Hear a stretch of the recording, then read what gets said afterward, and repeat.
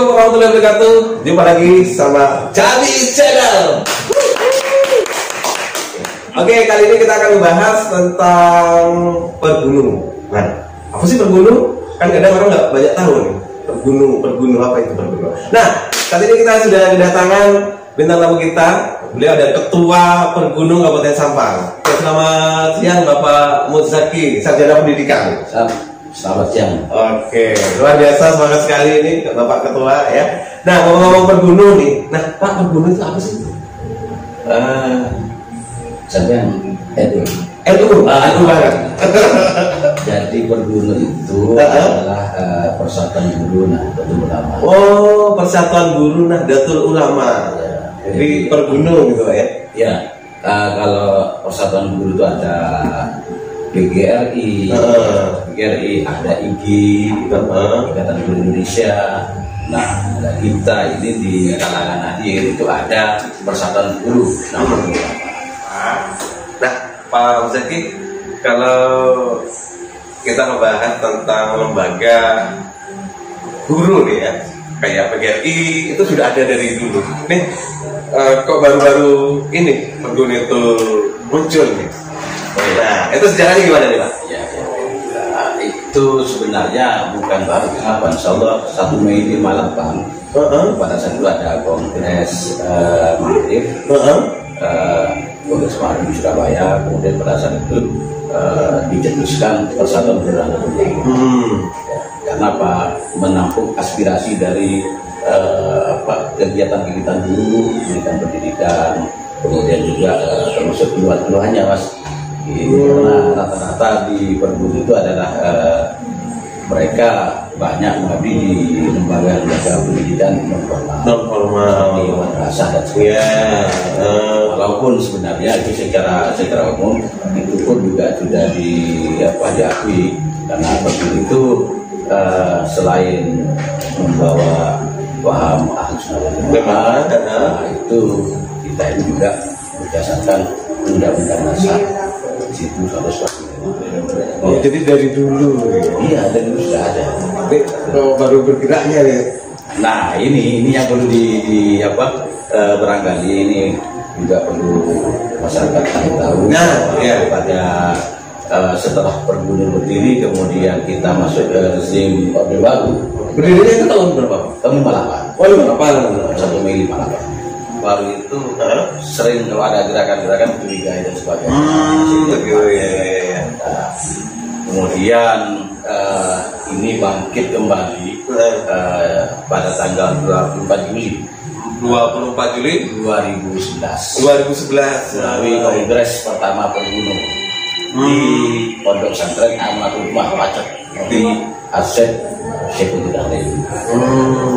Ya, jadi pergunung pas di situ bisa. Iya, sejak itu eksistensinya sudah mulai kelihatan gitu ya.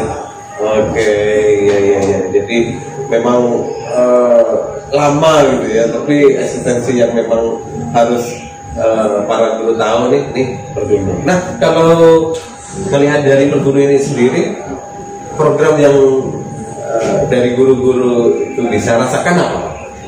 Ya, seperti yang saya katakan tadi, sampai sekarang pun termasuk di kita di Kabupaten Sampang. Di Kabupaten sendiri baru kelihatan baru berkembang itu sejak Bupati yang sekarang ini. Oh, Bapak Bupati Haji Idi Selamat Junaidi. Ya, nah Selamat Junaidi. Iya, panggilan akrabnya Abah Idi. Ya, pada saat itu ada Mokernas, Raya. Kemudian Sampang itu tidak ada perwakilan. Tidak ada perwakilan. Waktu itu saya sebenarnya wakil ketua di Kabupaten Bangkalan. Tapi setelah saya pindah tugas ke Sampang, alhamdulillah saya koordinasi dengan ketua PCNU, Haji Iskon, sini ya. Saya koordinasi, kemudian mulailah ada gerakan-gerakan untuk membangkitkan kembali pergunung di Kabupaten Sampang.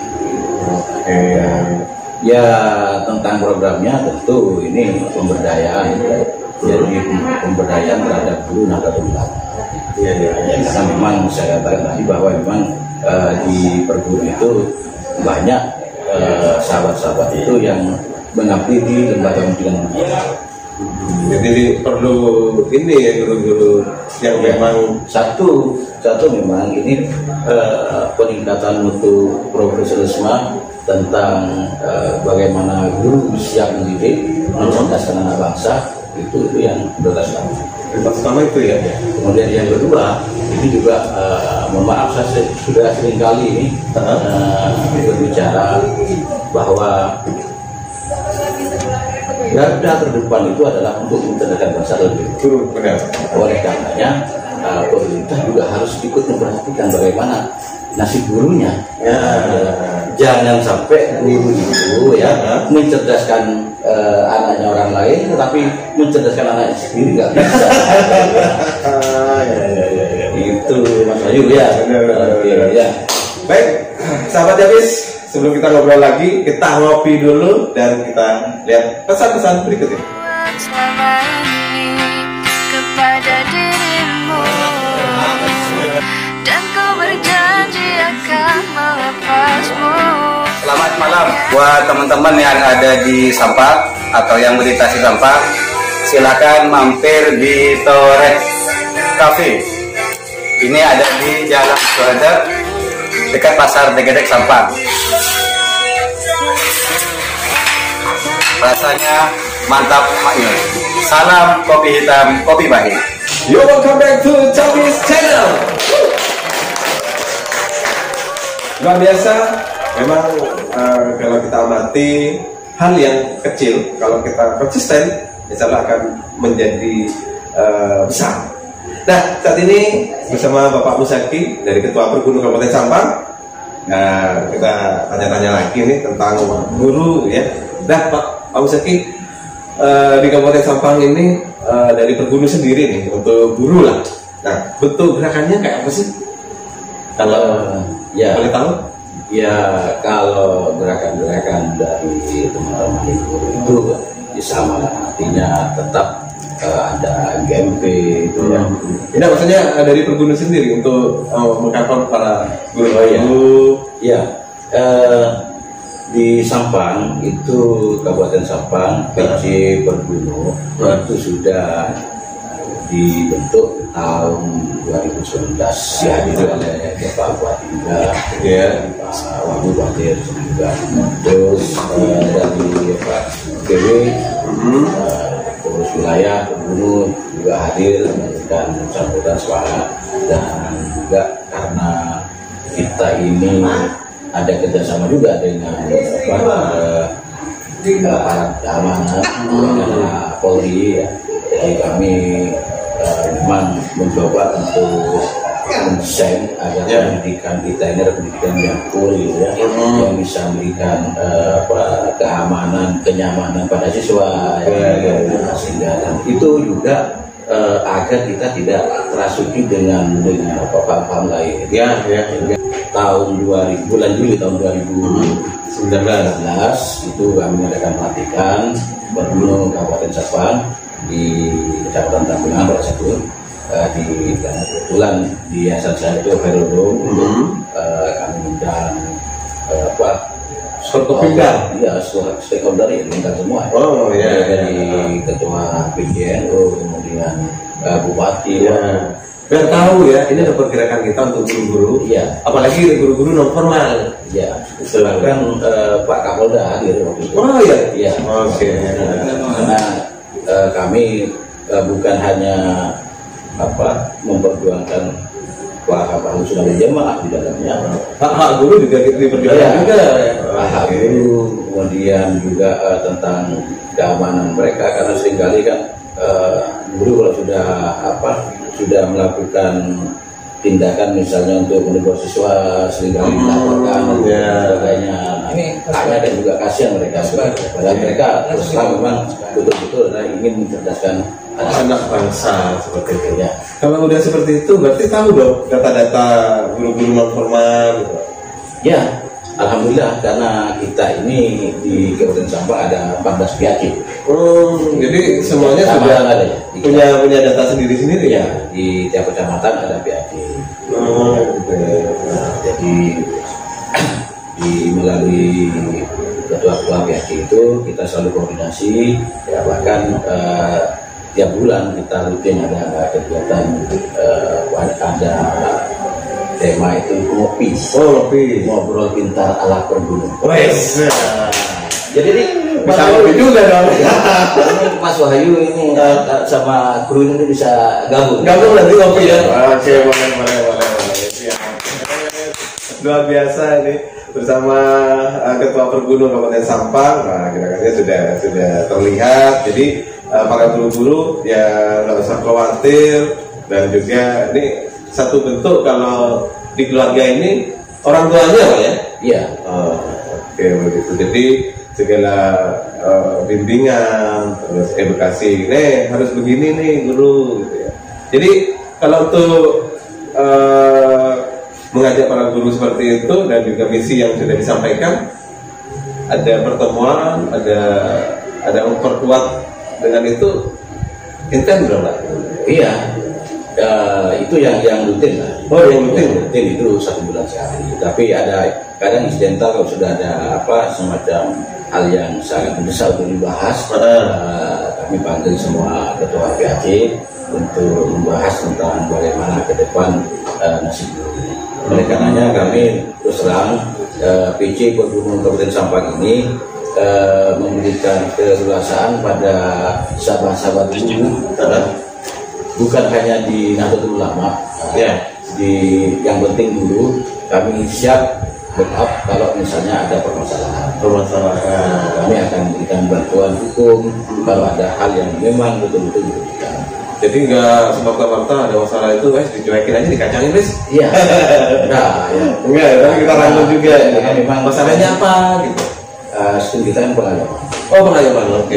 Ini hak guru memberikan keleluasaan pada teman-teman guru, baik di lingkungan Nahdlatul Ulama maupun di luar itu, ya kami siap membantu kalau misalnya ada permasalahan, baik secara permasalahan yang dialami oleh mereka untuk perlindungan hukum, atau mungkin juga tentang bagaimana meningkatkan mutu pendidikan, bagaimana memberikan model pembelajaran yang profesional. Nah, itu pengayoman lah ya. Iya, binaan pengayoman. Iya, ada. Kami sudah kerjasama dengan instruktur-instruktur yang sudah nasional, nasional itu ya, untuk memberikan pelatihan tentang peningkatan mutu pendidikan. Oke. Kemudian kalau misalnya ada keluhan dan sebagainya, ya bisa langsung WA saya. Jadi ada kontak person sendiri-sendiri gitu ya? Siap gitu. Di beberapa daerah ya, karena kami juga memberikan perlindungan terhadap mereka kalau misalnya ada permasalahan. Oke. Nah, kalau ngomongin permasalahan nih Pak ya, permasalahan yang paling banyak dialami oleh guru itu sendiri apa nih Pak? Ini yang mungkin ya kita perjuangkan dan sampai sekarang ini belum sepenuhnya berhasil. Oleh karenanya ini perlu perhatian dari pemerintah, baik pemerintah pusat maupun di daerah, di Kabupaten Sampang sendiri, ini agar memperhatikan satu tentang kesejahteraan. Harus diseriusin ya? Iya. Karena ya terus aja Mas, kalau di lembaga pendidikan swasta itu ya, mohon maaf, rata-rata mereka itu 500 1 bulan sudah besar. 500 1 bulan sudah besar. Karena hitungannya kan ada yang dihitung per jam, ada yang per datang, gitu ya. Kalikan saja kalau per datang 25.000 misalnya, dalam 1 minggu berapa? Nah, inilah yang perlu diperhatikan oleh pemerintah. Dan kami sudah pernah audiensi baik dengan Bu Hafifah dan Bu Nur, ya. Insya Allah ke depan, insya Allah ini janji mereka, jadi beliau, insya Allah ke depan Pergunung diperhatikan ya. ya akan. Oke, siap. Ya. Jadi kalau pas 500 itu udah besar gitu ya menurut para guru-guru ini ya? Ya, 500. Paling banter itu mereka yang sudah sertifikasi. Jadi sudah sertifikasi, insya Allah ya 1.500.000. Tapi ini juga sudah ada langkah konkret dari pemerintah dengan adanya P3K kemarin itu. Oh ya. Semacam kontrak ya, lumayan ada yang CPNS juga, tapi tidak bisa memenuhi keseluruhannya, tidak memenuhi kuota yang ada gitu. Oleh karenanya perlu ada solusi lain gitu. Apalagi di pemerintah daerah ini ya, paling tidak guru itu juga harus punya kreativitas tersendiri, Inovasi. bahkan untuk Gubernur Kabupaten Sampang Ya. Insya Allah ke depan ini kita akan mencoba berkolaborasi dengan stakeholder, dengan pemerintah Ya. tentang pemberdayaan guru Nahdlatul Ulama melalui program UMKM. Sehingga paling tidak ada jawaban lah, walaupun nanti tidak bisa menulis secara keseluruhan, ada jawaban bahwa guru yang kreatif itu insya Allah akan mendapatkan rezeki ya melalui program UMKM. Oke, tunggu dulu Pak, kita berbicara UMKM. Nah, kita simak. Mari Pak. Assalamualaikum warahmatullahi wabarakatuh. Nama saya Fahrul Rosi, pimpinan Pondok Pesantren Ar-Rosyidiyah Mambaul Ulum, tepatnya di Dusun Asem Kerep, Desa Kulpu, Kecamatan Pengalengan, Kabupaten Sampang. Pastikan salah satu bisnis kami, bisnis yang ada di Pondok Pesantren kami, yaitu pembuatan rengginang.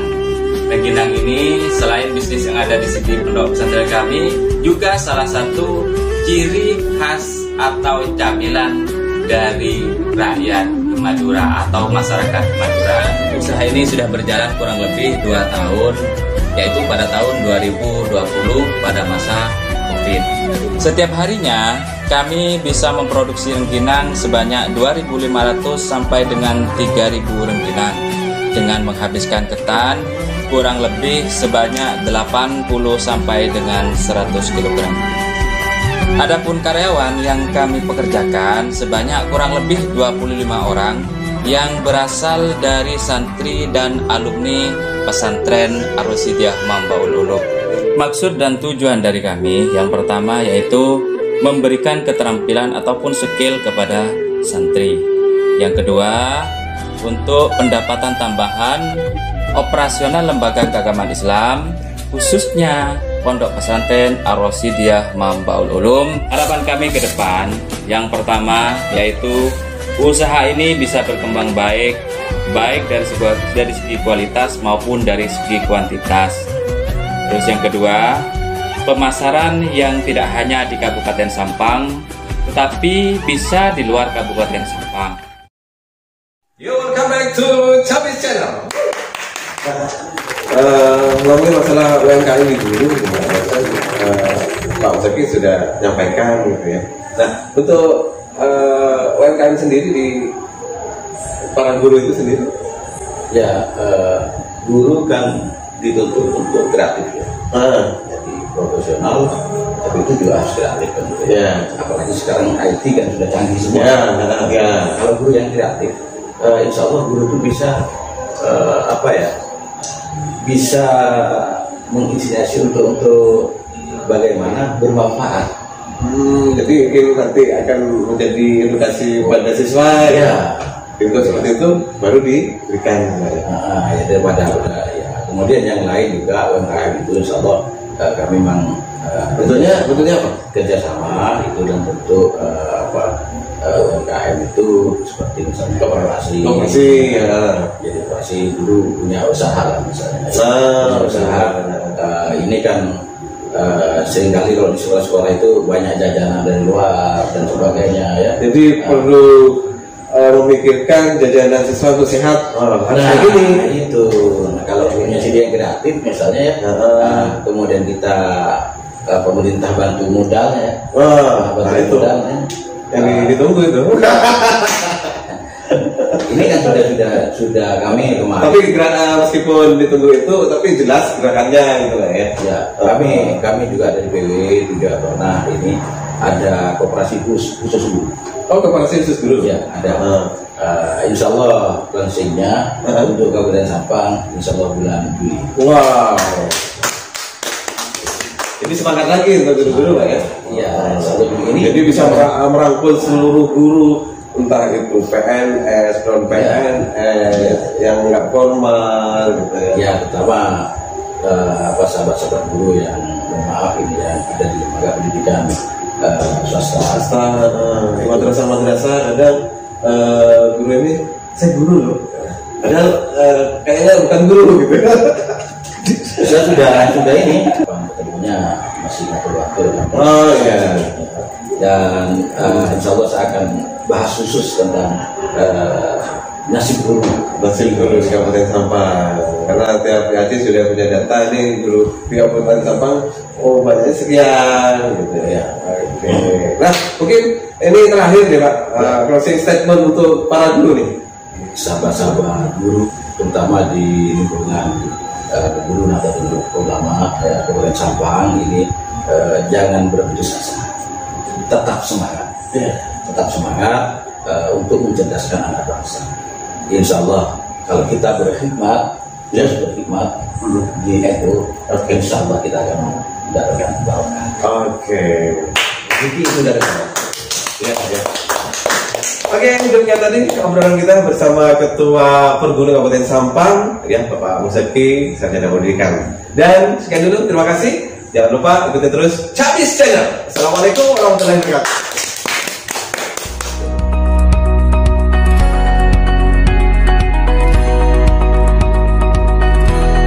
Perkenalkan, saya dengan Dr. Mia dari Klinik Gina Biotekap Cabang Sampang Madura.